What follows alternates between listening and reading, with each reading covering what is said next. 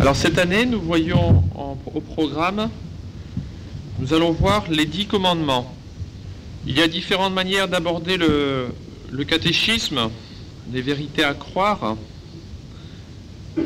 Et j'avais pensé, en arrivant ici à Lyon, développer ces vérités à partir de la citation que vous connaissez maintenant, parce que je la rappelle souvent, « Que je me connaisse et que je vous connaisse ».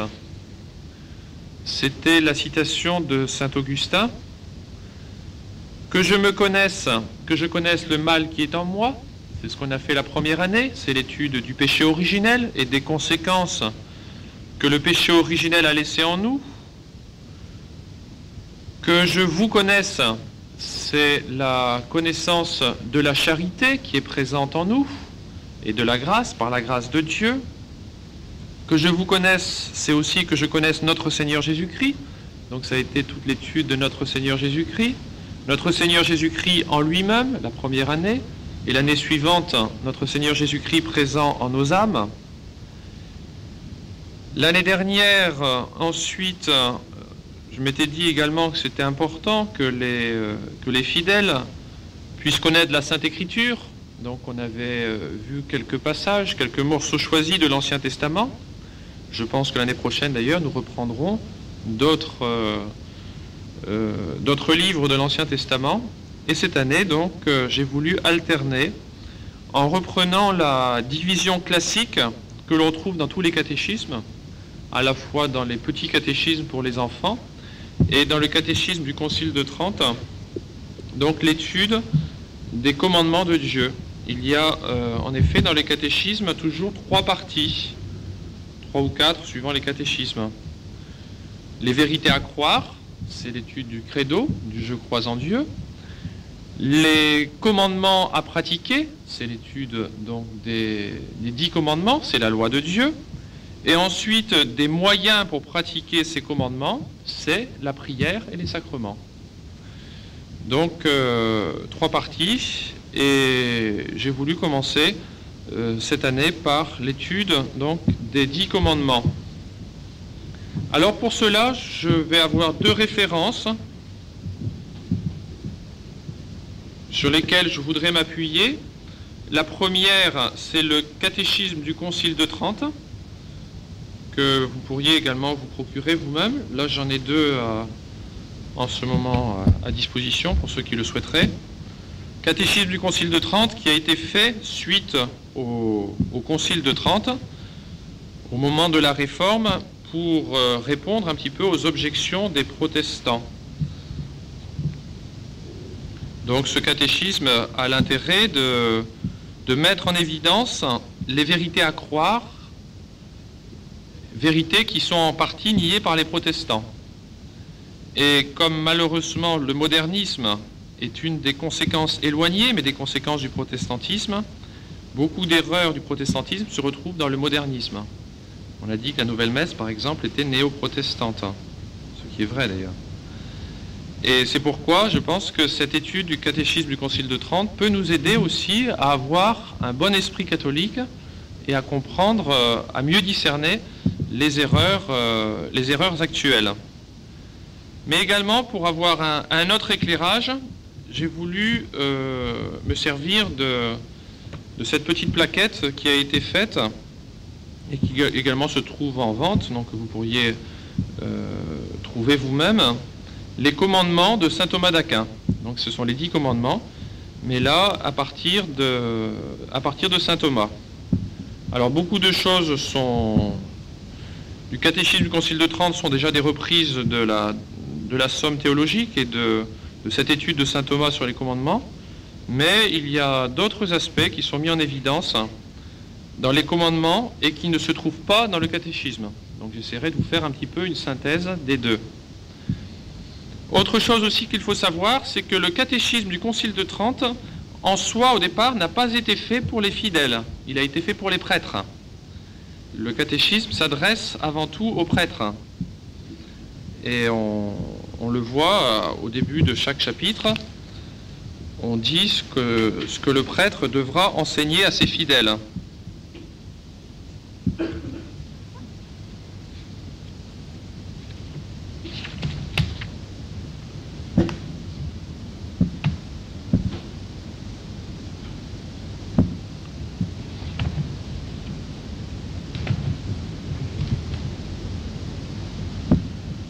Par exemple, là, je tombe sur un passage du Credo, sur la résurrection. On parle que notre Seigneur donc, est ressuscité le 3e jour. On dit « Le pasteur aura soin de bien les expliquer aux fidèles, afin qu'ils ne s'imaginent point que notre Seigneur Jésus-Christ demeura 3 jours entiers dans le tombeau. En effet, il n'y fut renfermé qu'1 jour entier, une partie du jour précédent. » Donc il s'adresse à chaque fois au prêtre. Mais ceci étant, comme justement on a essayé de monnayer un petit peu les vérités de la foi dans un langage assez accessible, je pense que de simples fidèles peuvent lire et tirer profit du catéchisme du Concile de Trente. Maintenant, pourquoi donc avoir fait cette instruction si vous pouvez vous-même lire le catéchisme? Eh bien, je pense que c'est justement pour vous aider à le lire. Si on dit aux fidèles de lire leur catéchisme, mais qu'ils n'ont pas d'outils pour essayer de le comprendre, en ce moment-là, ils risquent de ne pas faire l'effort de le lire. Tandis que si par des instructions on essaie de mettre en appétit, en ce moment-là, ça devrait vous inciter à approfondir ces vérités qu'on est obligé de condenser en quelques heures. Alors nous commençons. Nous commençons cette introduction aux 10 commandements en rappelant qu'il y a 4 lois, et là c'est saint Thomas d'Aquin qui le rappelle, 4 lois qui règlent d'une façon générale les actions humaines. 4 lois qu'il faut bien avoir en tête. La première loi qui doit régler nos actions humaines, c'est la loi naturelle. Qu'est-ce que c'est que la loi naturelle? La loi naturelle n'est autre que la lumière de notre intelligence et qui nous permet de discerner ce qui est bien de ce qui est mal. Cette loi naturelle qui coïncide normalement avec notre conscience si nous avons été élevés selon des principes conformes donc, à cette loi naturelle. Mais cette loi naturelle, qui s'identifie donc à une conscience éclairée, cette loi naturelle, on peut dire qu'elle est en quelque sorte presque innée en nous, au moins dans ses principes premiers. Par exemple, il y a un principe que tout le monde, qu'il soit catholique ou pas catholique, qu'il soit bien formé ou mal formé, que tout le monde doit admettre, à savoir qu'on doit faire le bien et éviter le mal. On n'a pas besoin d'apprendre aux petits qu'il faut faire le bien et éviter le mal. Après, bien sûr, on devra expliciter en disant peut-être ce qui est bien et ce qui est mal, au moins dans le détail, mais tout le monde est d'accord là-dessus. On doit faire le bien et éviter le mal.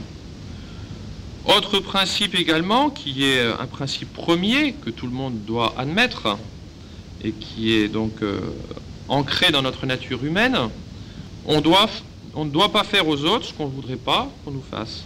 C'est également un des premiers principes. Donc, nous avons tous en nous cette loi naturelle qui nous permet de considérer ce qu'il y a de bien et ce qu'il y a de mal. Mais malheureusement, il n'y a pas que cette loi naturelle à diriger nos actes humains. Il y a une loi qui s'ajoute qui s'appelle la loi de la concupiscence. C'est la deuxième loi. Cette loi de la concupiscence est une loi qui a été semée par le démon au moment de la révolte de nos premiers parents. Révolte qui a été au départ de la raison contre Dieu, mais qui a entraîné ensuite une révolte des passions contre la raison. Donc nous connaissons tous cette double loi en nous. La loi de la raison qui nous indique ce qu'il y a de bien et ce qu'il y a de mal, mais ensuite il y a en nous une autre loi qui est la loi de la concupiscence qui fait que notre chair a tendance à lutter contre notre esprit. C'est la conséquence de la perte du don qu'avaient eu nos premiers parents, qui était le don d'intégrité. Il y avait en Adam et Ève une soumission parfaite des passions à la raison, et de la raison à Dieu. Mais puisque la raison s'est révoltée contre Dieu, cela a entraîné ensuite une révolte des passions contre la raison. Et saint Paul exprimait dans l'épître aux Romains cette deuxième loi lorsqu'il disait « Je vois dans mes membres une autre loi que la loi de Dieu qui lutte contre la loi de ma raison. » Donc la loi de la concupiscence va en nous essayer de s'opposer à la loi de la raison en essayant de la dominer. Deuxième loi qui est présente en nous. Troisième loi, saint Thomas d'Aquin l'appelle la loi de l'écriture. On pourrait dire plutôt la loi de l'Ancien Testament, qu'on appelle encore la loi de la crainte. Comme la concupiscence a tendance à se révolter contre la raison, pour soumettre les passions à la raison, le bon Dieu, dans l'Ancien Testament, avait donné une autre loi qui était la loi de la crainte. Et c'est ainsi que dans l'Ecclésiastique, on dit que la crainte est le commencement de la sagesse. Et c'est vrai. Et en effet, très souvent, même aujourd'hui encore, on peut constater que beaucoup de gens reviennent à la religion lorsqu'ils méditent sérieusement le jugement dernier, où ils auront un compte à rendre à Dieu, ou l'éternité des peines de l'enfer. Et également, la loi de Moïse portait les hommes au bien par le moyen de la crainte, puisque c'était Dieu qui l'avait dit dans l'Ancien Testament, que celui qui violerait la loi de Moïse devrait être condamné à mort, sur la déposition de 2 ou 3 témoins. Saint Paul le rappelle dans son épître aux Hébreux, au chapitre 10, verset 28. Donc 3 lois que nous venons de voir. La première loi, c'est la loi naturelle, qui n'est autre que notre raison. La deuxième loi, c'est la loi de la concupiscence, qui vient pour essayer de se révolter contre la raison. Alors pour soumettre les passions à la raison, une troisième loi apparaît, la loi de la crainte. Et enfin, une quatrième loi apparaît, c'est la loi qu'on appelle la loi évangélique, donc la loi du Nouveau Testament, qu'on appellera encore la loi de l'amour.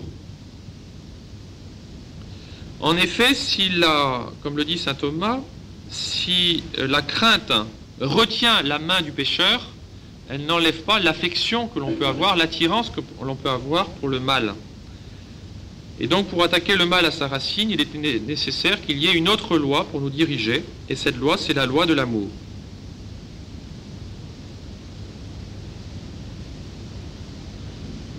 Et alors parmi les différences qu'il y a entre ces deux lois, saint Thomas nous dit, la loi de la crainte fait des esclaves, tandis que la loi de l'amour fait des fils. Et ces deux lois étaient symbolisées par les enfants de la servante et de la femme libre d'Abraham. Sarah ayant mis au monde Isaac, qui représentait la loi de l'amour, tandis que Agar avait mis au monde Ismaël, qui représentait la loi des esclaves. Et il y a tout un épître que l'on lit un dimanche, où on rappelle l'existence de ces deux lois. Alors ceux qui n'ont pas la grille de lecture ont peut-être parfois du mal à comprendre ce que signifie saint Paul. En fait, donc, il parle de cette loi de la crainte et cette loi de l'amour. La loi de la crainte, ensuite, faisait obtenir des biens temporels. En effet, dans l'Ancien Testament, on voit que le bon Dieu avait promis des biens dès ici-bas pour ceux qui observeraient sa loi.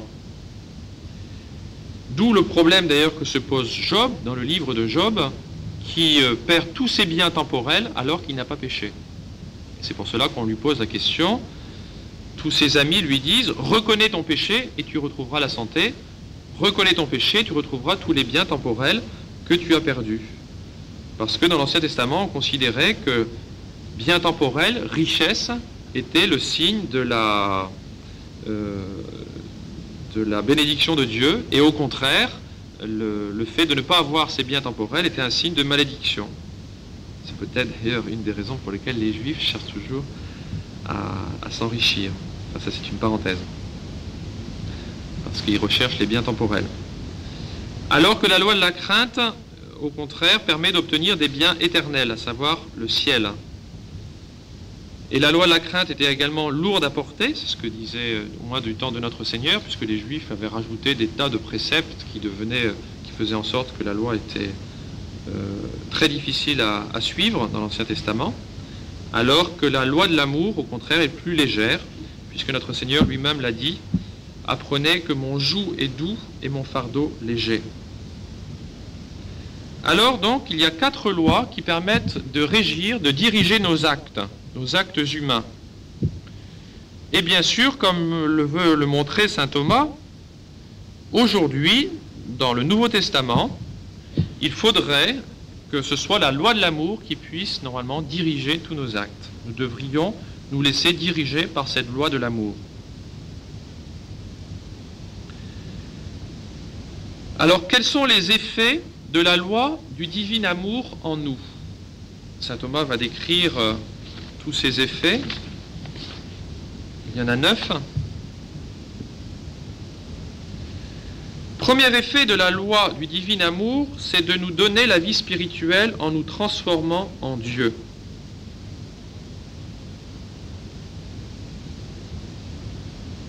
C'est saint Jean qui le dit. Quiconque demeure dans la charité demeure en Dieu, et Dieu demeure en lui. Alors bien sûr, ça reste un petit peu mystérieux. En fait, nous allons voir que cette loi d'amour n'est autre que la vie de Dieu qui est présente en nous par la grâce. Par le baptême, nous devenons enfants de Dieu, nous recevons cette grâce de Dieu qui nous transforme intérieurement et qui nous rend capables d'aimer Dieu comme il s'aime et comme il se connaît lui-même. C'est cela, en fait, la loi d'amour. Donc la loi d'amour ne procède pas d'une simple charité que l'on pourrait avoir pour Dieu, mais d'un point de vue purement humain, une charité naturelle que l'on pourrait porter à l'égard de Dieu. Mais cette loi d'amour, c'est Dieu qui, en fait, l'imprime en notre âme et qui fait que nous sommes transformés petit à petit en lui par la charité. Donc cette loi d'amour, ce n'est autre que l'élévation de notre être à la vie surnaturelle. On voit ça dans le catéchisme, dans le petit catéchisme déjà, aux enfants. On demande aux enfants dans le catéchisme combien le chrétien a de vie. Et on répond, le chrétien, il a 2 vies. Une vie qui est la vie naturelle, qui est commune aux animaux. Les animaux aussi ont une vie, sont des êtres vivants. Et ensuite, une deuxième vie qui est la vie surnaturelle. La vie surnaturelle, c'est la vie de la grâce en nous, de la grâce sanctifiante. C'est la vie de la charité en nous. C'est la vie de Dieu en nous. Et Dieu est charité. Donc en définitive, cette loi d'amour, c'est la loi de Dieu qui est imprimée en notre âme par la charité qui est en nous dès lors que nous sommes en état de grâce.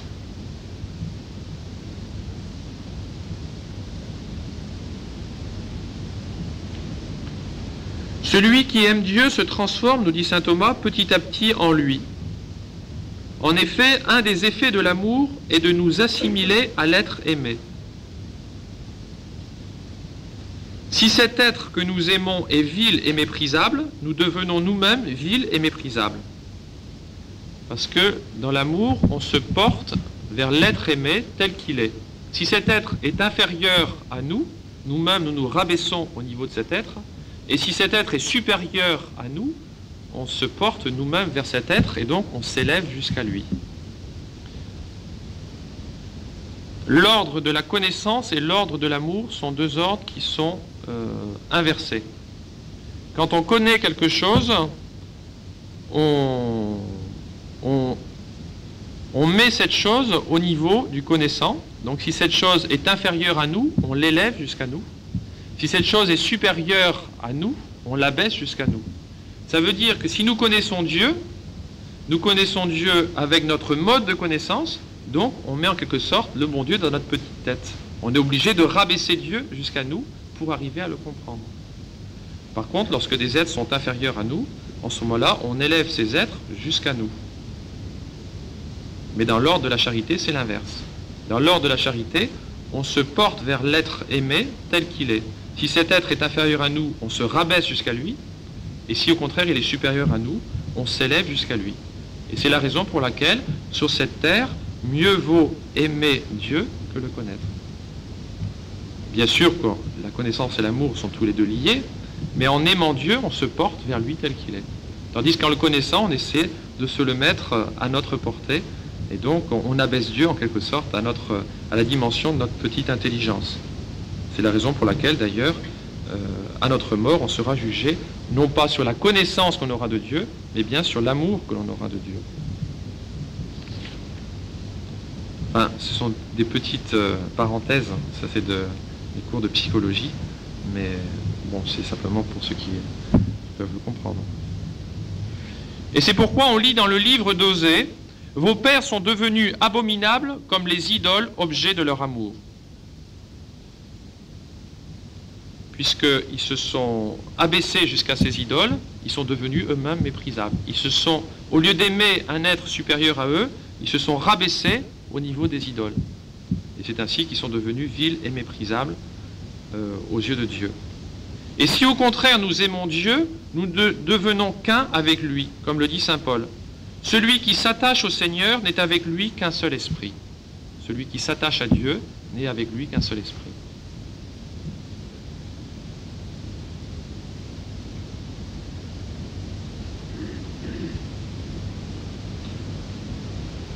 Donc c'est cette charité qu'il faut désirer, bien sûr, éminemment, puisque c'est elle qui nous permet d'aimer Dieu et de grandir dans cet amour de Dieu. Saint Thomas dit en effet, « Si quelqu'un possède tous les dons du Saint-Esprit sans la charité, il ne possède pas la vie. Couvrez un corps mort d'or et de pierres précieuses, il n'en demeurera pas moins privé de la vie. Ainsi donc, le premier effet de la charité, c'est de donner la vie. »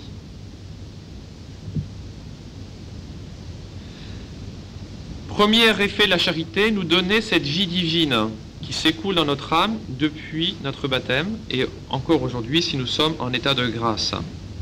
Deuxième effet de la charité, c'est de nous faire observer les commandements de Dieu. Notre Seigneur l'a dit lui-même, « Si quelqu'un m'aime, il gardera ma parole. Il observera mes commandements. » Le signe qu'on aime Dieu, c'est si l'on met en pratique ses commandements. L'amour affectif doit conduire à l'amour effectif.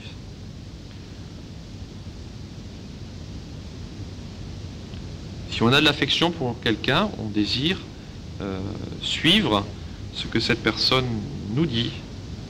On désire aimer ce qu'elle aime. On désire épouser ses sentiments.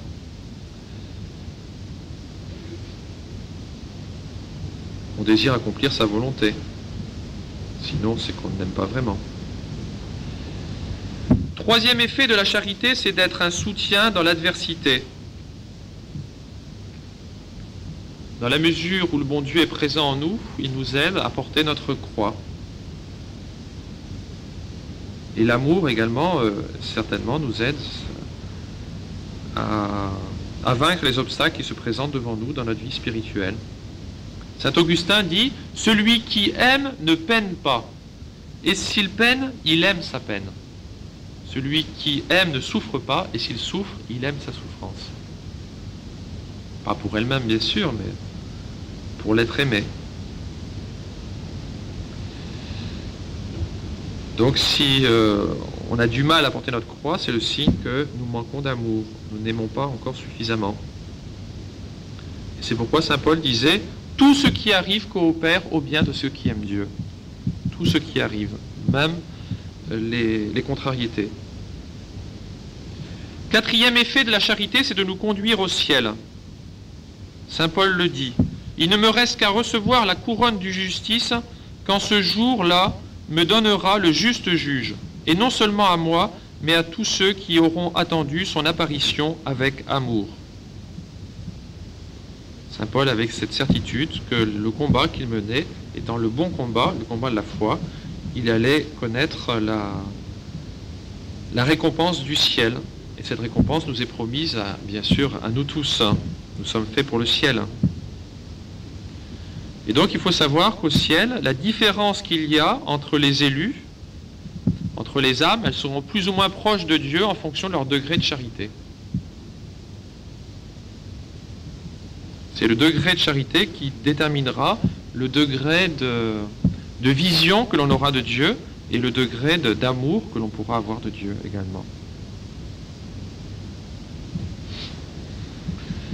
Autre effet de la charité remet tous nos péchés.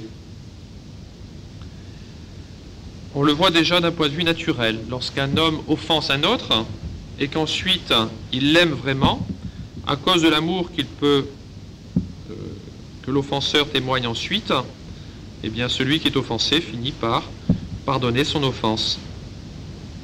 De même, le bon Dieu pardonne les péchés à ceux qui l'aiment. On le voit dans le cas de Sainte Marie-Madeleine. Notre Seigneur dit à son sujet, « Ses nombreux péchés lui sont pardonnés parce qu'elle a beaucoup aimé. » L'amour couvre une multitude de péchés. Alors, objection que l'on peut poser, en ce moment-là, si l'amour couvre nos péchés, on n'a plus besoin de faire pénitence. Eh bien non, parce que justement, plus nous aimons, plus nous souffrons d'avoir offensé l'être aimé, et donc plus on a un repentir de ses fautes, et c'est normal. C'est normal qu'on souffre quand on réalise le mal qu'on a pu faire. Et ça, c'est une réalité qu'on remarque toujours chez les convertis. Quand on est dans le péché, on ne se rend pas compte. C'est une des misères du péché. Sans doute qu'on se rend compte que ça ne va pas, qu'on est loin de Dieu, mais on ne réalise pas la gravité de notre état. Mais dès lors qu'on se convertit, on commence en ce moment-là, à réaliser l'état de contradiction dans lequel on était et les souffrances qu'on a pu causer à notre Seigneur. Et donc, c'est ce qu'on appelle la componction, la souffrance, à l'idée d'avoir pu offenser un Dieu si bon et si aimable. Et c'est là encore un des effets de la charité. La charité ensuite nous enseigne ce qui est nécessaire pour être sauvé. Une personne qui vit de Dieu finit par connaître ce que le bon Dieu attend d'elle, à discerner le bien du mal, avec toujours un plus grand discernement. Et là encore, on le voit. Une personne qui vit dans le péché ne réalise pas souvent sa condition de pécheur, ou la réalise d'une façon très vague. Mais plus on s'approche de Dieu, plus notre conscience s'affine, et plus on discerne nos moindres défaillances. C'est la raison pour laquelle les saints se considéraient souvent pour étant de grands pécheurs. Non pas qu'ils aient commis des fautes graves, mais parce que la moindre imperfection leur cause une douleur immense face à la sainteté de Dieu. Autre effet de la charité, c'est de nous procurer la joie. Il n'y a pas de véritable joie sans la charité. On ne doit pas confondre joie et plaisir. Et c'est vrai aussi que très souvent, les biens temporels finissent par engendrer en nous du dégoût ou du mépris, ou en tout cas ces biens temporels n'arrivent pas à nous combler totalement, puisque une personne qui a certains biens temporels cherchera toujours à en avoir plus, toujours à gagner davantage, toujours à satisfaire davantage ses désirs, ce qui montre qu'elle n'est pas totalement rassasiée, alors que l'âme spirituelle, au contraire, qui vit de Dieu, certes, elle aura toujours cette soif de Dieu, mais elle n'aura pas, après avoir goûté ces consolations spirituelles, elle ne connaîtra pas du tout le mépris et du dégoût. Au contraire, cette joie spirituelle laissera une paix dans l'âme qui fait qu'elle aura le désir de retrouver de nouveau ses biens spirituels. Mais ce n'est pas du tout la même chose. Donc une des conséquences d'ailleurs de cette joie, c'est la paix qui est engendrée par la présence de Dieu en nous. La paix intérieure. Saint Augustin éprouvait cette paix lorsqu'il disait « Vous nous avez fait pour vous, Seigneur, et notre cœur est sans repos aussi longtemps qu'il ne repose pas en vous. » Alors certes, le bon Dieu peut permettre que même dans ses élus, même dans ceux qui sont en état de grâce, on ne ressente pas cette paix d'une façon parfois durable. Ça, c'est le mystère de Dieu. Le bon Dieu nous donne à chacun la croix que l'on doit porter. Mais malgré tout, il faut essayer toujours de désirer connaître cette paix intérieure. Et ensuite, alors c'est le plus beau don sans doute de la charité, c'est que la charité nous rend amis de Dieu. Notre Seigneur l'a dit à ses apôtres, à ses disciples, juste un petit peu avant de mourir, la veille de sa mort. « Désormais, je ne vous appellerai plus serviteurs, mais amis. » Saint Jean chapitre 15, verset 15. Et cela signifie que plus on s'approche de Dieu, et plus on doit agir avec amour, et non plus par crainte. Autant il est vrai, comme je l'ai dit tout à l'heure, que très souvent, on le constate par nous-mêmes, que c'est la crainte qui est le moteur qui permet de revenir vers Dieu, cette crainte des peines de l'enfer, cette crainte du jugement dernier. Si cela est vrai, au contraire, ensuite, plus on grandit dans l'amour de Dieu, et plus c'est la charité qui est l'unique moteur qui nous fait avancer. Saint Paul le dit aux Romains, « Vous n'avez pas reçu un esprit de servitude pour retomber dans la crainte, mais vous avez reçu un esprit de fils adoptif. » Et Saint Jean dit également, « Il n'y a pas de crainte dans l'amour, car la crainte suppose un châtiment. »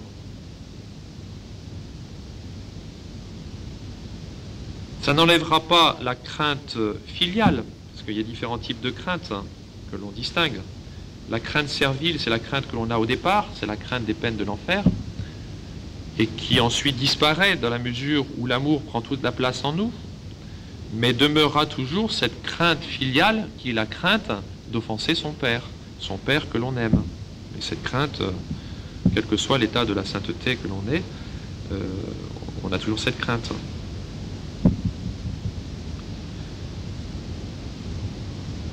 Mais la charité ne nous fait pas seulement libres, mais nous rend réellement fils de Dieu.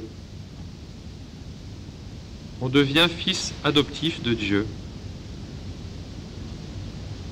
Saint Paul le dit aux Romains. Si nous sommes fils, nous sommes aussi héritiers. Héritiers de Dieu et co-héritiers du Christ. Et ça, c'est merveilleux. Parce qu'encore une fois, le bon Dieu n'a pas attendu le ciel pour nous récompenser. Le ciel est déjà dans notre âme. Lisez les écrits de Sainte Élisabeth de la Trinité. Elle était émerveillée par cette réalité de la présence de Dieu en nous. Le ciel ne fera que dévoiler ce qui existe déjà, mais le ciel est déjà en nous. Le bon Dieu est déjà dans notre âme. Le ciel, c'est Dieu, et le bon Dieu est dans notre âme. Il faut se convaincre qu'il y a plus de différence entre une personne qui vit dans le péché et une personne qui est en état de grâce, qu'entre une personne qui est en état de grâce et un saint qui est au ciel. Puisque le pécheur qui est dans son péché vit uniquement d'une façon naturelle, mais il n'a pas cette vie surnaturelle qui est la vie de la grâce.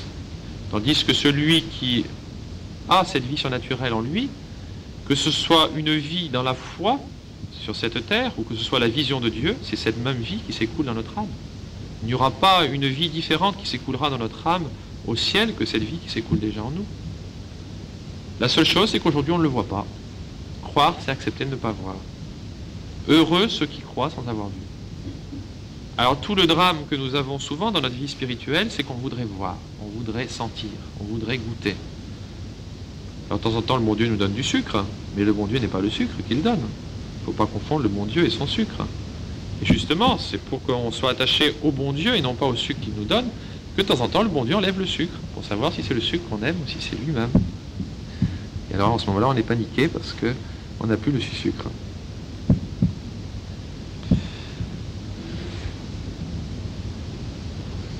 On n'a que cette vie pour vivre de foi.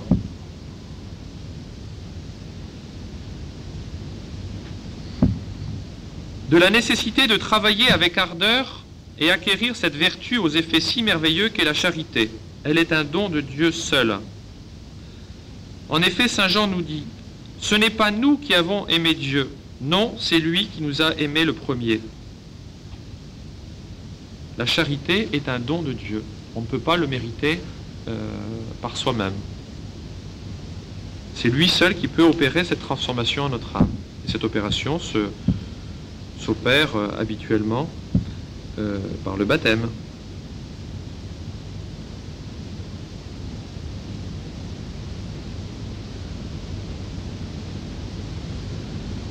Ce don de la charité surpasse tous les autres. Qui le possède, possède l'Esprit Saint. Saint Paul le dit encore, la charité de Dieu a été répandue en nos cœurs par l'Esprit Saint qui nous a été donné. Par l'Esprit Saint qui nous a été donné. Nous avons en nous le Saint-Esprit. On pourrait posséder le don des langues, le don de science, le don de prophétie, sans la charité, mais on ne peut pas, sans le Saint-Esprit, mais on ne peut pas avoir la charité sans le Saint-Esprit, puisque la charité n'est autre que le Saint-Esprit, n'est autre que la charité qui unit le Père au Fils et le Fils au Père. C'est la raison d'ailleurs pour laquelle la Sainte Trinité est présente dans notre âme par cette présence de la charité, puisque le Saint-Esprit venant en nous, il ne vient pas séparer de son Père et du Père ni du Fils. C'est pourquoi donc tous les auteurs spirituels disent que la Sainte Trinité est présente dans notre âme. Elle est présente essentiellement par le Saint-Esprit. Le Saint-Esprit qui ne vient pas tout seul, puisqu'on ne peut pas dissocier le Saint-Esprit du Père et du Fils. Quelles sont les dispositions, malgré tout, que l'homme doit cultiver pour obtenir ce don de la charité? S'il est vrai que la charité est un don de Dieu, y a-t-il quand même des dispositions qui pourraient nous permettre de faire en sorte que le bon Dieu puisse venir en nous? Eh bien oui, il y a deux dispositions. La première, c'est l'audition attentive de la parole de Dieu. C'est ce qu'ont éprouvé les deux disciples d'Emmaüs en entendant notre Seigneur après la résurrection. Notre cœur n'était-il pas tout brûlant d'amour au-dedans de nous quand il nous parlait en chemin? Voilà ce qu'ils disent. En entendant la parole de Dieu, ils étaient enflammés de charité.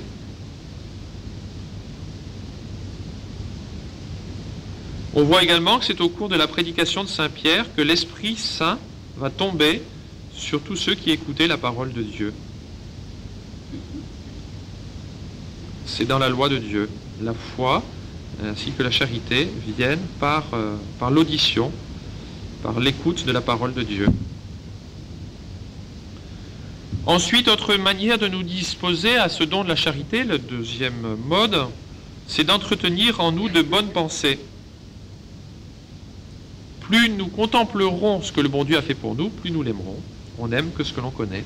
Donc pour avoir cette charité de Dieu, il faut essayer de penser au bon Dieu, tout simplement. Plus nous penserons au bon Dieu, plus nous l'aimerons. Donc ça, c'est pour acquérir ce don de la charité. Mais ensuite, si le don de charité est un don qui vient de Dieu, nous pouvons, nous, faire grandir cette charité de Dieu en nous.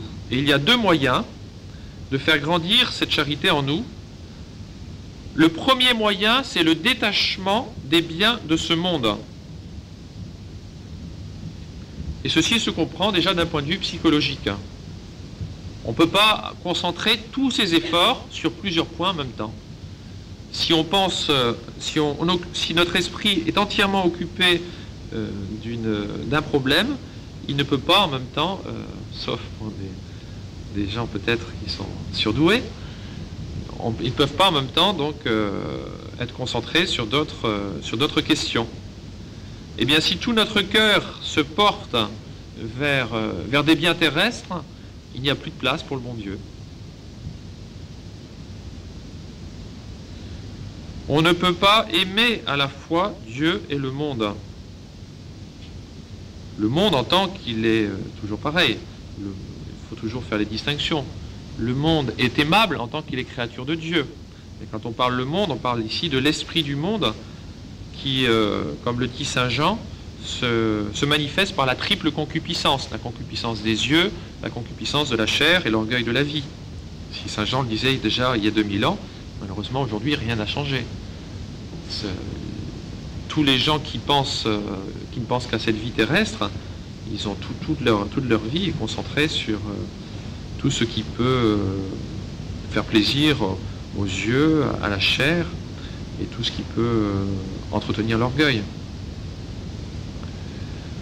Donc on ne peut pas à la fois aimer Dieu et le monde.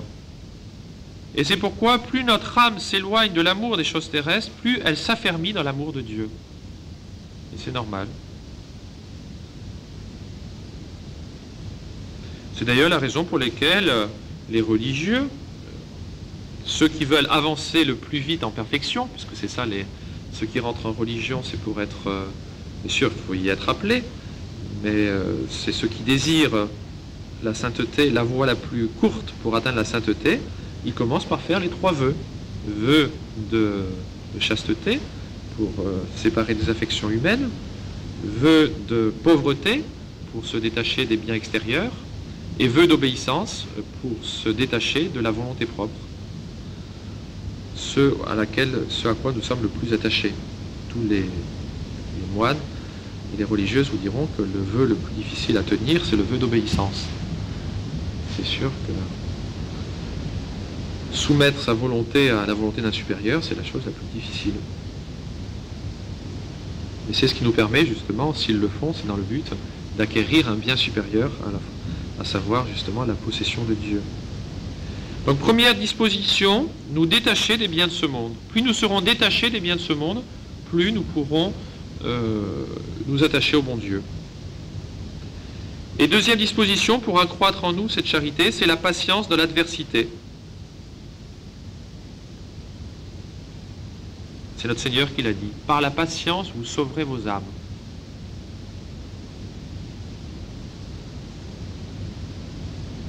Vous posséderez vos âmes, ce qui signifie la même chose. Per patientiam possidebitis animas vestras. Alors que très souvent, les débutants dans la vie spirituelle ont tendance à se décourager devant les difficultés et à abandonner leurs résolutions, les saints, au contraire, on voit, continuent à être d'autant plus fervents qu'ils sont plus éprouvés. On le voit par exemple dans Saint Paul. La vie de Saint Paul est très, très claire à ce sujet.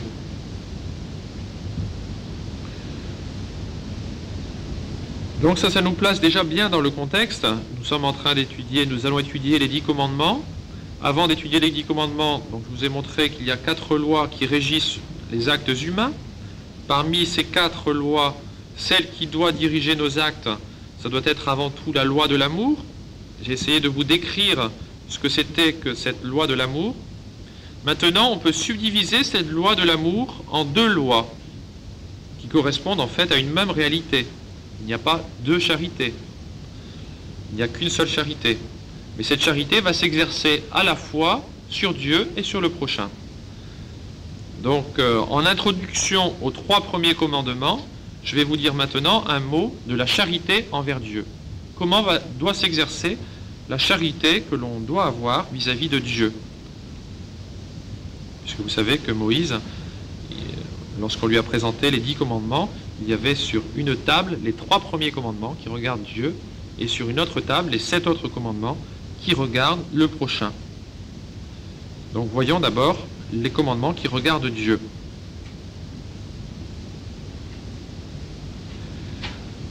La charité envers Dieu, c'est le plus grand commandement, c'est le plus noble, le plus utile, et celui qui renferme en lui tous les autres. Notre Seigneur l'a dit explicitement. Tu aimeras le Seigneur ton Dieu de tout ton cœur, de toute ton âme et de tout ton esprit. C'est là le plus grand et le premier commandement. Tu aimeras le Seigneur ton Dieu de tout ton cœur, de toute ton âme et de tout ton esprit.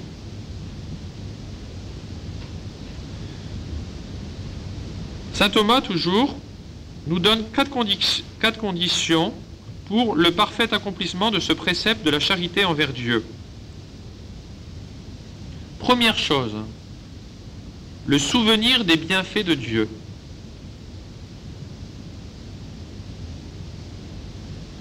Tout ce que nous avons, nous le tenons de Dieu. Notre âme a été infusée par Dieu au moment de notre conception. Notre corps vient bien sûr des parents, mais par intermédiaire de Dieu. Ensuite, au moins l'être. Ensuite, les biens extérieurs. Tous les biens extérieurs nous viennent aussi par des concours de circonstances.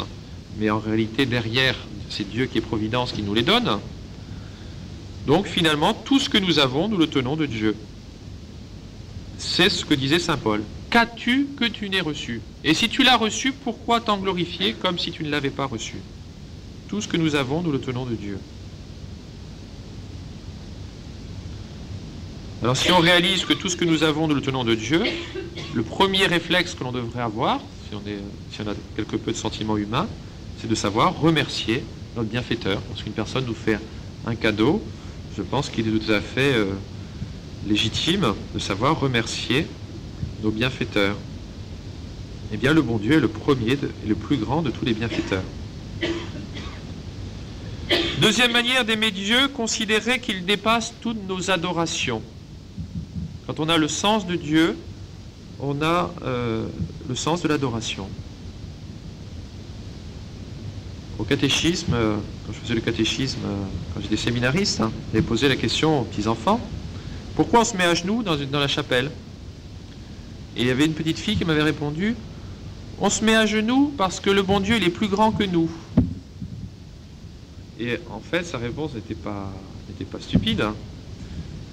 Pour manifester la grandeur de Dieu, eh bien nous on s'abaisse devant Dieu. Eh bien c'est ça, ce sentiment d'adoration. Le sentiment d'adoration, c'est notre âme qui s'abîme devant la grandeur de Dieu. Réaliser que tout ce que nous avons, nous le tenons de Dieu. C'est d'ailleurs le sentiment qu'ont eu tous ceux qui ont approché tant soit peu la majesté de Dieu. On voit Saint Pierre, Saint Jacques et Saint Jean, lorsqu'ils voient notre Seigneur transfiguré au mont Tabor, premier réflexe tout de suite, ils se prosternent la face contre terre. Les rois mages également, ils rencontrent notre Seigneur dans la crèche, ils voient ce petit bébé, mais derrière ce petit bébé, ils réalisent que c'est Dieu lui-même. Se prosternant, ils l'adorèrent. Premier sentiment qu'on a vis-à-vis de Dieu, ce sentiment de l'adoration. Jamais nous ne pourrons louer Dieu ni le servir autant qu'il le mérite. Même si nous le servons de tout notre cœur et de toutes nos forces, notre amour est encore insuffisant. Aussi est-il écrit dans le livre de l'Ecclésiastique, un des livres de l'Ancien Testament, « Glorifiez le Seigneur autant que vous le pourrez, il est encore beaucoup plus haut que vos adorations. Bénissez le Seigneur et exaltez-le de toutes vos forces, car il est plus grand que toute louange. » Pour manifester la grandeur de Dieu, eh bien nous on s'abaisse devant Dieu. Eh bien c'est ça, ce sentiment d'adoration. Le sentiment d'adoration, c'est notre âme qui s'abîme devant la grandeur de Dieu. Réaliser que tout ce que nous avons, nous le tenons de Dieu. C'est d'ailleurs le sentiment qu'ont eu tous ceux qui ont approché tant soit peu la majesté de Dieu. On voit Saint Pierre, Saint Jacques et Saint Jean, lorsqu'ils voient notre Seigneur transfiguré au mont Tabor, premier réflexe tout de suite, ils se prosternent la face contre terre. Les rois mages également, ils rencontrent notre Seigneur dans la crèche, ils voient ce petit bébé, mais derrière ce petit bébé, ils réalisent que c'est Dieu lui-même. Se prosternant, ils l'adorèrent. Premier sentiment qu'on a vis-à-vis de Dieu, ce sentiment de l'adoration. Jamais nous ne pourrons louer Dieu ni le servir autant qu'il le mérite. Même si nous le servons de tout notre cœur et de toutes nos forces, notre amour est encore insuffisant. Aussi est-il écrit dans le livre de l'Ecclésiastique, un des livres de l'Ancien Testament, « Glorifiez le Seigneur autant que vous le pourrez, il est encore beaucoup plus haut que vos adorations. Bénissez le Seigneur et exaltez-le de toutes vos forces, car il est plus grand que toute louange. » Dieu est un Dieu jaloux, puisqu'il ne peut pas accepter qu'on puisse lui égaler quelque créature que ce soit. Enfin, quatrième moyen de manifester notre amour de Dieu, eh bien, c'est bien sûr d'éviter le péché. Vous ne pouvez aimer à la fois Dieu et l'argent. Saint Matthieu, chapitre 6, verset 24. Et c'était le reproche que faisait déjà dans l'Ancien Testament le prophète Élie aux Juifs. « Jusqu'à quand clocherez-vous des deux côtés, entre Dieu et le démon, entre Dieu et le monde, entre Dieu et notre concupiscence, il faut choisir. »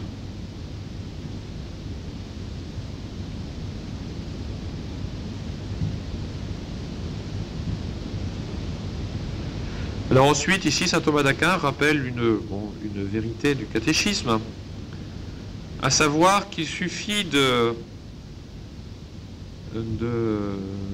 s'écarter de la loi de Dieu sur un point pour perdre l'amour de Dieu, même si sur tout le reste, on est fidèle. Donc il suffit de commettre une seule faute grave pour se détourner de Dieu.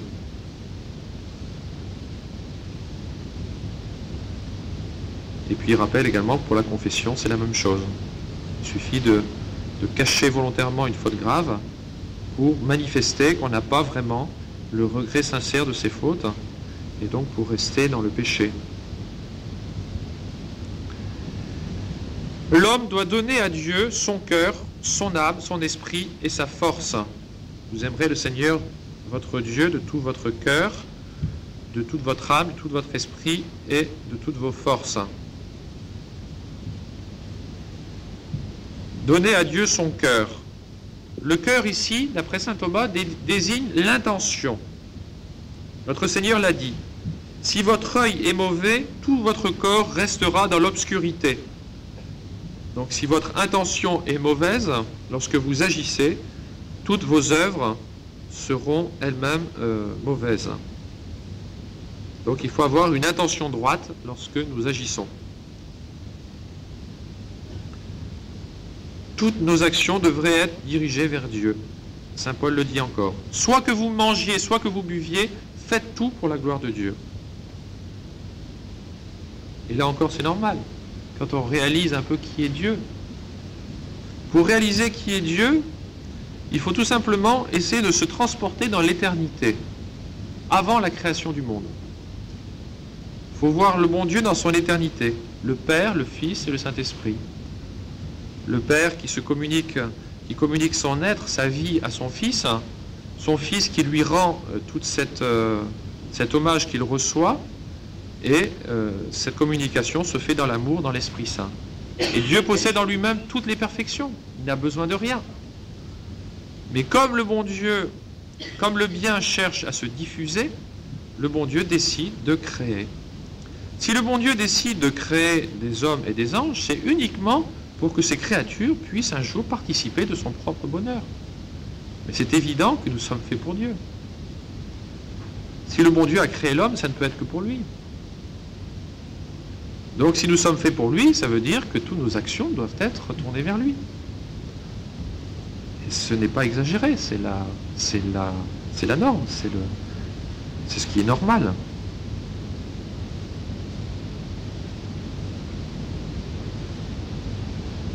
Réaliser qu'on est fait pour Dieu.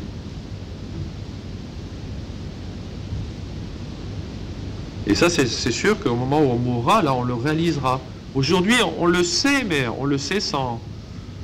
On le sait, mais on fait comme si on ne le savait pas. Au moins, on l'oublie. On s'en rappelle de temps en temps, mais on l'oublie.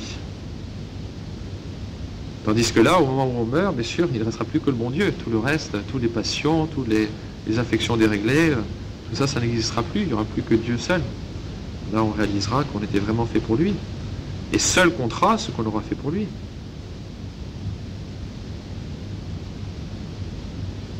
Ça ne veut pas dire qu'il faille, encore une fois, ce n'est pas une question de tension intérieure qui consisterait à vouloir toujours penser à Dieu, penser à Dieu, penser à Dieu. Mais ça consiste simplement à orienter son cœur. C'est plutôt une question de volonté que d'intelligence, que de pensée. D'orienter son cœur, orienter son âme vers Dieu. C'est ce que le bon Dieu attend de nous. C'est pour ça qu'on dit d'ailleurs, donc, on doit donner à Dieu son cœur, orienter son cœur vers Dieu.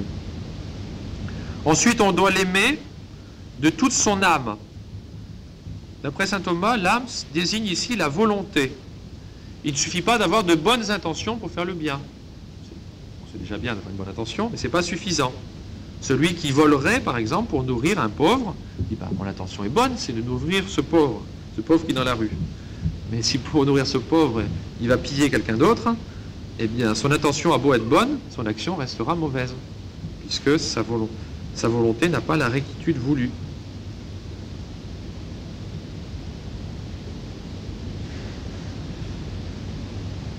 Donc, tu aimeras le Seigneur de toute ton âme, ça veut dire que notre volonté doit être conforme à la volonté de Dieu. Et c'est ce qu'on dit dans le Notre Père. Que votre volonté soit faite sur la terre comme au ciel. Chaque fois qu'on récite le Notre Père, on demande que sa volonté se fasse, et donc on demande que notre volonté se soumette à celle de Dieu. C'est la même chose.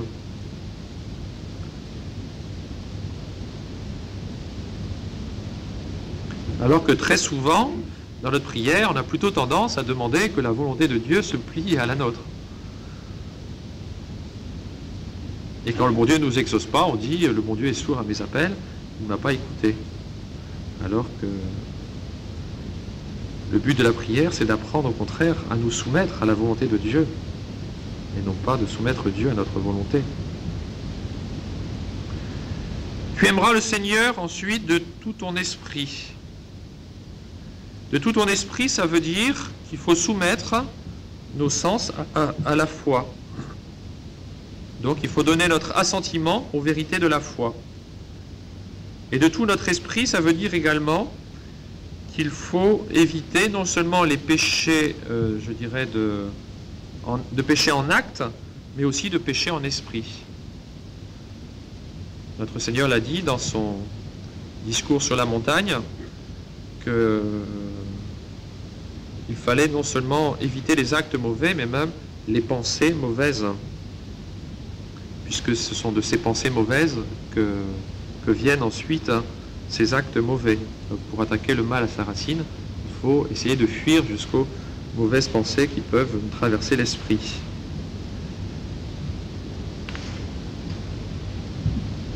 Et enfin, de toutes nos forces, ça veut dire tout simplement qu'il faut essayer de dépenser toutes nos énergies, toutes nos forces pour le bon Dieu, au service du bon Dieu et de notre prochain. Et de notre prochain pour l'amour de Dieu. C'est ça la charité. C'est pas aimer le prochain pour lui-même, mais c'est aimer le prochain pour Dieu. Sinon, c'est de la philanthropie. Ce n'est plus de la charité.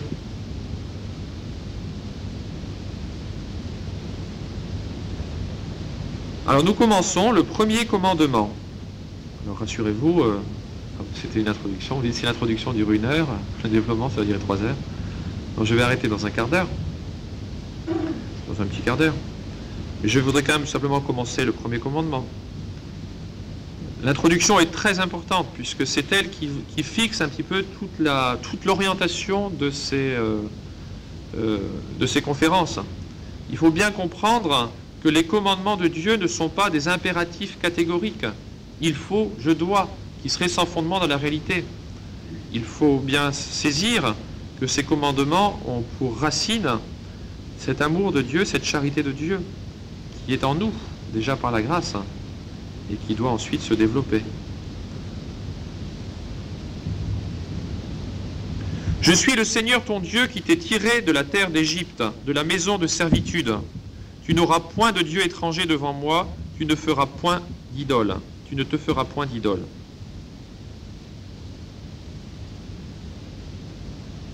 Vous vous souvenez que le bon Dieu avait promis à Abraham de donner à ses descendants la terre promise, c'est-à-dire la Palestine. Mais la réalisation de sa promesse n'a eu lieu que 400 ans plus tard, lorsque Moïse a délivré les Hébreux du joug des Égyptiens.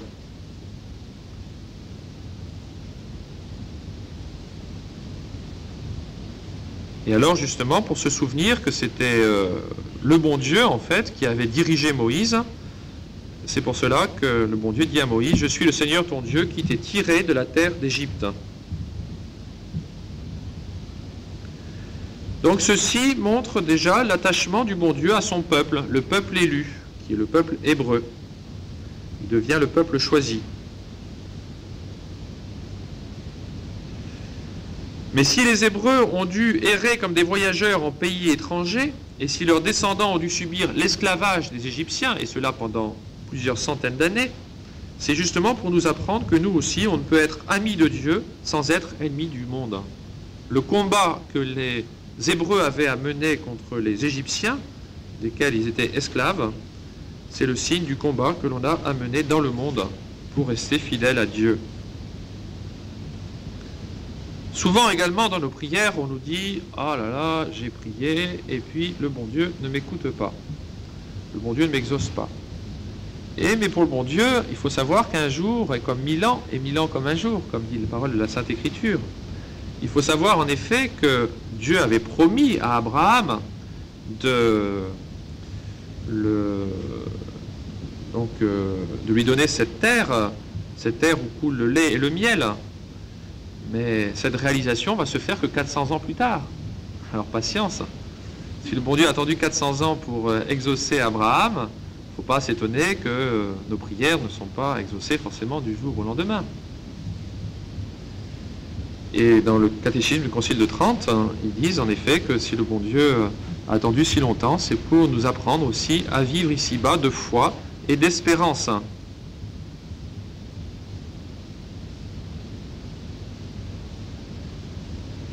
Et enfin, si le bon Dieu a donné ses commandements juste après la délivrance de l'Égypte, c'était sans doute parce que, ayant vu tous ces miracles éclatants qui avaient été produits particulier par les 10 plaies d'Égypte, les Hébreux étaient sans doute plus réceptifs à la parole de Dieu. Alors, application de cette histoire aux chrétiens. Avant de donner les commandements, Dieu commence par se présenter. « Je suis le Seigneur votre Dieu ». Et ceci pour nous montrer avec quel respect on doit recevoir ces commandements. C'est Dieu qui parle. « Je suis le Seigneur votre Dieu ». Ce n'est pas un homme, ce n'est pas un sage qui serait supérieur aux autres, qui viendrait nous enseigner. Non, c'est Dieu lui-même. « Je suis le Seigneur votre Dieu ». Moi qui t'ai tiré d'Égypte, c'est-à-dire moi qui t'ai sauvé, moi qui t'ai fait tant de bien. Aujourd'hui on peut dire pareil, moi qui par le baptême t'ai rendu fils de Dieu.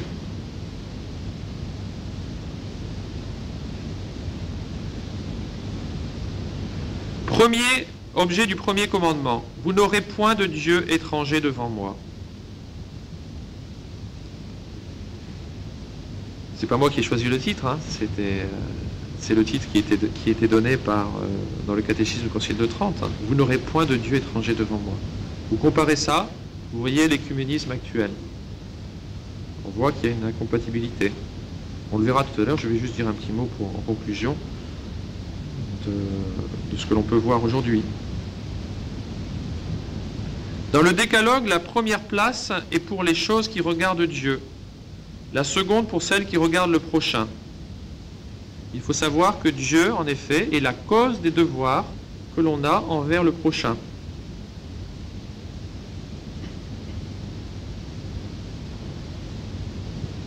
Ce commandement contient 2 préceptes. L'un a pour but de commander, l'autre de défendre. Ce commandement exige que l'on adore le vrai Dieu, que l'on croit en lui, qu'on espère en lui et qu'on l'aime. Ce commandement interdit donc de recourir aux fausses divinités. Saint Thomas d'Aquin nous explique en effet que ce précepte peut être transgressé de différentes manières. Il y a tout d'abord ce qui rend un culte aux démons. David en parle, le roi David, lorsqu'il dit que tous les dieux des nations sont des démons. Psaume 95, verset 5. Tous les dieux des nations sont des démons. Et bien sûr, rendre un culte aux démons, c'est le plus grand des péchés. C'est le péché le plus grave qui puisse exister. Une parole à méditer, hein. Tous les dieux des nations sont des démons. C'est le cas de ceux qui se livrent à la divination et à la sorcellerie. Selon saint Augustin, ce genre d'activité présuppose un pacte avec le diable. Saint Paul également en parlait, il disait à ses fidèles « Je ne veux pas que vous entriez en communion avec les démons, et vous ne pouvez pas partager la table du Seigneur et la table des démons. » Entre les deux, il faut choisir. Ensuite, il y a ce qu'ils rendent un culte au corps céleste. Dans le livre de la sagesse de l'Ancien Testament, on parle de ceux qui pensaient que la lune et le soleil étaient en fait des dieux qui gouvernaient l'univers. Alors, contre ce précepte, pêchent les astrologues. J'espère que vous ne regardez pas votre horoscope tous les matins pour essayer de savoir ce qui va vous arriver dans la journée.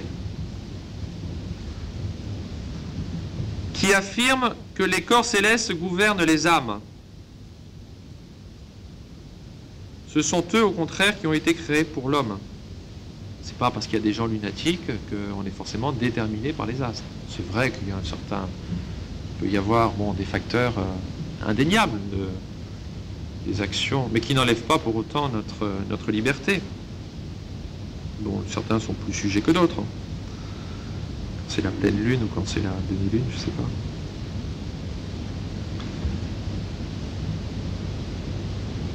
Ensuite, il y a ceux qui rendent un culte aux éléments du monde inférieur.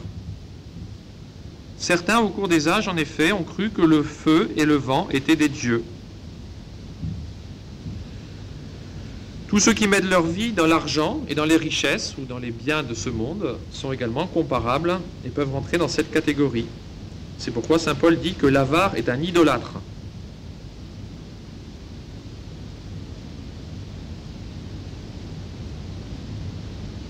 Et Oui, si quelqu'un le but de sa vie, c'est de gagner le plus d'argent possible, si c'est ça son but, c'est sa fin dernière, c'est son Dieu.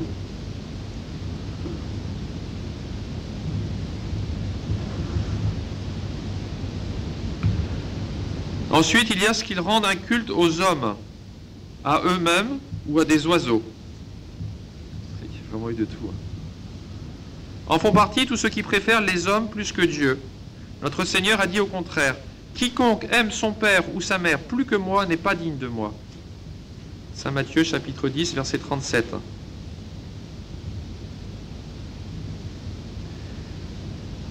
Saint Paul parle également de ceux qui mettent leur fin dernière dans les plaisirs de la vie. Il parle de ceux qui ont pour Dieu leur ventre. Aux Philippiens, chapitre 3, verset 19. Entrent également dans cette catégorie tous ceux qui ont le culte de l'homme. Malheureusement, ils sont légion aujourd'hui. Depuis la déesse raison de la Révolution jusqu'à aujourd'hui.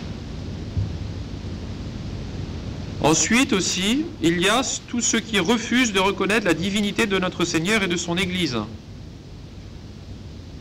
Entre parenthèses, dans le Nouveau Catéchisme, il y a concernant le premier commandement, des aspects justes qui sont mentionnés, et bien sûr, on ne fait absolument pas allusion à ce que je dis là maintenant, alors que ce serait peut-être le moment de le rappeler. Tous ceux qui refusent de reconnaître la divinité de notre Seigneur et de son Église pêchent contre le premier commandement de Dieu. Les Juifs, les musulmans, les protestants, les orthodoxes. Ils ne peuvent pas reconnaître le vrai Dieu puisqu'ils refusent le Rédempteur ou son Église. Et on ne peut pas séparer l'un de l'autre. Notre Seigneur l'a dit, celui qui ne révère pas le Fils, celui qui ne reconnaît pas le Fils, celui qui ne reconnaît pas notre Seigneur Jésus-Christ, ne révère pas non plus le Père. On ne peut pas dissocier l'un de l'autre. On ne peut pas dire on a en commun Dieu le Père, mais le Fils, c'est simplement pour ceux qui le reconnaîtraient. Donc c'est une nécessité absolue de reconnaître notre Seigneur Jésus-Christ. Et ensuite, on ne peut pas séparer notre Seigneur de son Église. Saint Cyprien disait, « Celui-là n'a pas Dieu pour père, qui n'a pas l'Église pour mère. » Donc on doit reconnaître la véritable Église de Dieu. Et le catéchisme du Concile de Trente conclut en disant « Cela donc pêche contre ce premier commandement qui n'ont ni la foi, ni l'espérance, ni la charité. » Donc, les protestants, ils n'ont pas la foi. Les orthodoxes, ils n'ont pas la foi. Puisqu'ils nient certains dogmes de la foi. La foi, on la professe entière, on ne la professe pas du tout. Comme le rappelait le pape Benoît XV. Puisque la foi consiste à croire en toutes les vérités que Dieu nous a révélées. Si on croit quelques-unes et qu'on nie les autres, on n'a pas la foi. Puisque le motif de la foi, c'est l'autorité de Dieu qui révèle. Si on croit en certaines vérités que Dieu nous a révélées, mais qu'on refuse les autres, c'est le signe qu'on n'a pas confiance en celui qui révèle, puisqu'on refuse certaines vérités. Et il suffit de nier une seule vérité pour manifester qu'on ne croit pas vraiment en celui qui révèle. Il suffit dans les relations humaines, de manquer de confiance sur un point à une personne pour montrer que vous n'avez pas confiance en elle. Si vous avez confiance en elle, bien c'est une confiance absolue. Ou alors vous n'avez plus confiance. Et vous ne pouvez pas dire que vous avez confiance sur un point si vous n'avez pas confiance sur un autre. Encore, c'est un peu différent.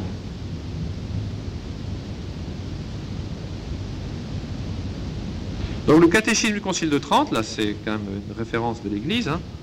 Cela donc pêche contre ce premier commandement qui n'ont ni la foi, ni l'espérance, ni la charité. Ce sont ceux qui tombent dans l'hérésie, qui ne croient pas ce que l'Église, notre mère, nous propose de croire. Alors je compare ça maintenant à ce qu'on peut lire dans les journaux, donc du Figaro, et puis l'autre, je ne sais plus, je ne vois pas la référence. C'est peut-être le Progrès. Au 16 novembre. Alors Lyon Matin, ça va être Lyon Matin.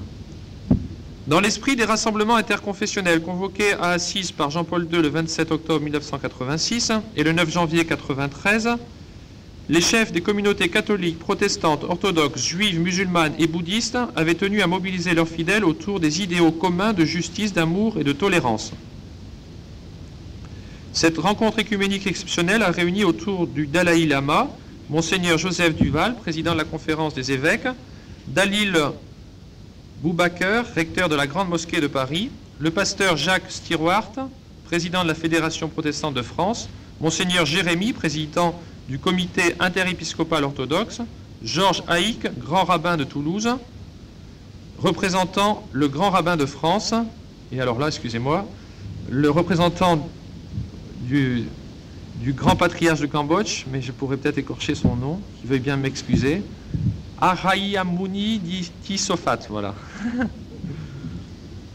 Le Dalai Lama insistait pour sa part sur la notion de paix intérieure, je ne sais pas de quelle paix intérieure il s'agit, et de désarmement intérieur. Avant de rentrer en Inde, il se déclarait confiant pour une paix universelle, avec quelques petits problèmes par-ci par-là. Devant la grotte de Lourdes, les chefs religieux étaient venus implorer une sorte de grand pardon communautaire, chacun essayant d'expliquer à l'autre ce que sont ses propres richesses humaines et spirituelles.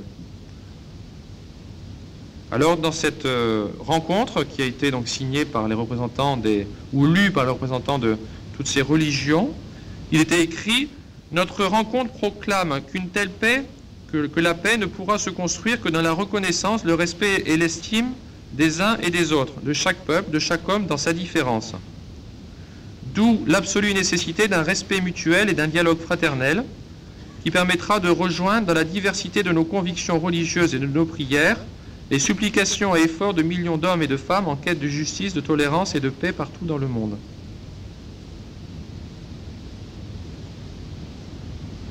Alors ce qu'il y a de triste, c'est que dans cet esprit-là, c'est que c'est un esprit de dialogue, mais de dialogue pour le dialogue. On voit le dialogue de notre Seigneur à la Samaritaine, par exemple, avec la Samaritaine. Mais c'est un dialogue qui a pour but de la convertir, et qui l'a converti effectivement, en disant qu'il est le Fils de Dieu. On voit le dialogue de notre Seigneur avec Nicodème, mais qui finit également par le convertir. Tandis qu'ici, justement, dans cette pédagogie qui est utilisée depuis le Concile, c'est vraiment du dialogue pour le dialogue. On parle d'enrichissement mutuel. Donc il ne s'agit plus maintenant tout simplement de capter la bienveillance de l'auditeur dans le but de lui expliquer qu'il est dans l'erreur et dans le but d'essayer de lui faire tomber les écailles de ses yeux. Mais il s'agit simplement de dialoguer pour dialoguer, en disant on est tous frères et puis tout va bien s'arranger et on espère que une paix mondiale va en ressortir. Mais ce n'est pas de cette paix dont a parlé notre Seigneur. Notre Seigneur a bien distingué la paix du monde et la paix qu'il venait donner. Il a dit je vous donne la paix, je vous donne ma paix, ce n'est pas comme le monde vous la donne que je vous la donne. Et aujourd'hui cette paix mondiale, c'est justement la paix du monde. La paix ne peut pas se faire en dehors de l'ordre. Saint Augustin définit la paix comme étant la tranquillité de l'ordre. Eh bien, la paix ne peut pas se faire dans le chaos des fausses religions. Elle ne peut se faire que dans la vérité. Alors il faut prier pour éclairer les autorités religieuses et pour que la foi de toujours, l'espérance de toujours, la charité de Dieu puisse se répandre non seulement chez ceux qui aujourd'hui ont la foi, mais également chez tous les hommes, selon le désir de Dieu. Voilà, alors nous allons continuer la prochaine fois, donc ce premier commandement, et j'espère pouvoir aborder le deuxième, comme cela a été prévu dans le planning. Je tâcherai d'y répondre la prochaine fois, alors. Encore une fois, tout dépend du contact qu'on a avec les gens qui sont extérieurs à nous. On peut partir, en effet, si on veut convertir quelqu'un, on est obligé de dialoguer avec lui. Si on commence par lui donner un coup de pied au derrière, on n'a pas beaucoup de chance d'y parvenir. Mais donc c'est comme ça que notre Seigneur a fait. Mais là, on voit bien dans les textes de ceux qui ont établi ce dialogue que c'est vraiment une recherche du dialogue pour lui-même. Donc au lieu que le dialogue soit un moyen d'entrer en communication, ça devient une fin. Et c'est ça le drame. C'est tout le drame actuel. Lisez par exemple Laurentin. Laurentin, c'est très net dans le livre qu'il a fait sur le Concile Vatican II, où il exprime justement que la différence qu'il y a entre avant et maintenant, c'est qu'avant c'était un enseignement. Quand on enseigne quelqu'un, c'est celui qui sait qui parle à celui qui ne sait pas. Donc un enseignement suppose une certaine supériorité, celui qui sait par rapport à celui qui ne sait pas. Donc il y a une transmission de connaissances de l'un vers l'autre. Mais il disait qu'en ce moment-là, on suppose qu'il y a un supérieur et un inférieur. Et comme aujourd'hui on est tous égaux, le principe c'est qu'on est tous égaux, il faut partir du dialogue, et le dialogue c'est donc un enrichissement mutuel. Et il faut qu'il y ait cette... on voit d'ailleurs aujourd'hui qu'on dit simplement, on demande que les uns et les autres doivent demander pardon pour les fautes contre l'unité, donc ça c'est l'aspect négatif, et du point de vue positif, c'est chacun, dans le respect de l'autre, qui doit essayer de communiquer à l'autre sa propre expérience. Mais jamais en prétendant que l'un aurait la vérité et que l'autre ne l'aurait pas. Il n'y a pas une question, la vérité est purement subjective. Donc vous avez votre vérité, vous pensez ça, bon, c'est très bien, je dois vous respecter tel que vous êtes. Moi je pense autre chose, vous devez me respecter tel que je suis. Parce qu'aujourd'hui, on pense que la vérité est subjective. C'est-à-dire que c'est chacun qui se crée sa propre échelle de valeur. Et au nom des droits de l'homme, on doit respecter l'échelle de valeur de chacun. De quel droit, moi, je vais vous imposer mon échelle de valeur? C'est une question de perspective. La vérité n'étant pas objective, étant subjective, c'est chacun qui a sa propre religion, chacun a sa propre pensée, et donc on n'a pas le droit d'imposer à quelqu'un d'autre sa façon de voir. On doit le respecter tel qu'il est. Et bien, regardez aujourd'hui, hein, on voit que c'est plutôt l'inverse, hein, ce sont plutôt les catholiques qui se convertissent à l'islam, les mosquées qui s'édifient avec la bénédiction des autorités en place. C'est la démission, ça. On juge l'arbre et ses fruits, hein, c'est sûr. Certainement, oui. Voilà. On va terminer par une prière. Prière. Prière. Prière. Prière. Prière.